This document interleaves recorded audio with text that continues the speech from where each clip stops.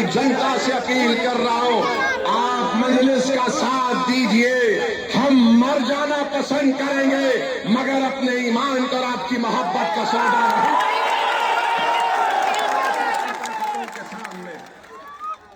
इल्जाम हम पर लगाया जाता है मगर कारनामे कोई और करता है।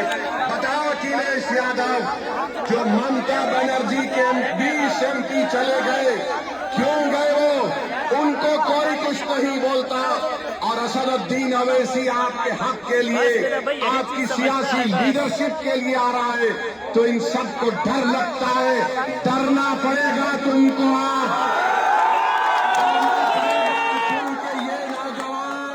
आप जाग चुका है, इन नौजवानों ने ठान ली है कि इंशाअल्लाह ताला अब के बाद उत्तर प्रदेश में इनके इत्तेहाद का एक इनकलाब बर्पा होगा। इनके इत्तेहाद से इनकी लीडरशिप पैदा होगी। इनकी मेहनत से इंशाअल्लाह ताला आपके नुमाइंदे उत्तर